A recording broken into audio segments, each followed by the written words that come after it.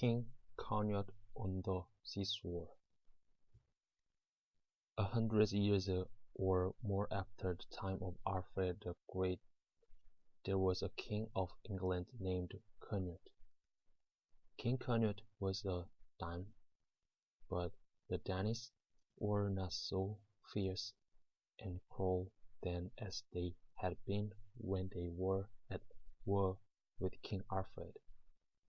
The great men and officers who were around King Canute were always praising him. "You are the greatest man that ever lived," one would say. Then another would say, "Oh, King, there can never be another man so mighty as you." And another would say, "Great Canute, there is nothing in the world that dare to disobey you." The king was a man of sense, and he grew very tired of hearing such foolish speeches. One day he was by the seashore, and his officers were with him. They were praising him, as they were in the habit of doing. He thought that now he would teach them a lesson, and so he bade them set his chair on the beach close by the edge of the water. "Am I the greatest man in the world?" he asked. "Oh, King," they cried, "there is no one so mighty as you." "Do all things obey me?" he asked.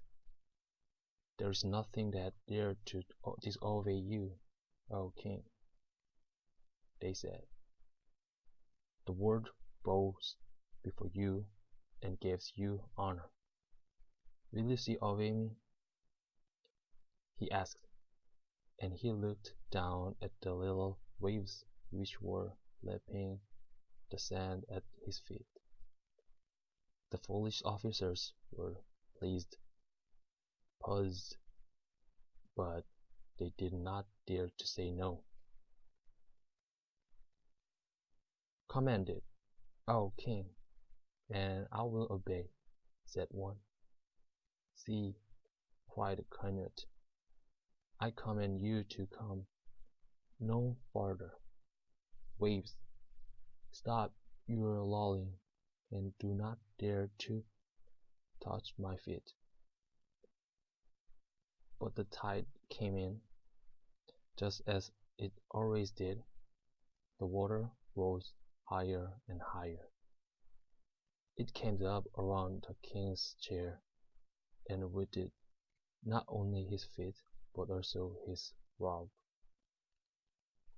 His officers stood about him, alarmed and wondering whether he was not mad.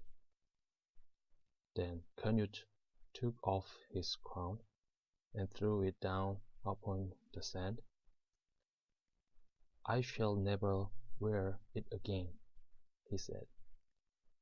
"And do you, my men, learn a lesson from what you have seen. There is only one king who is all-powerful, and it is he who rules the sea and holds the ocean in the hollow of his hand. It is he whom you ought to praise and serve above all others."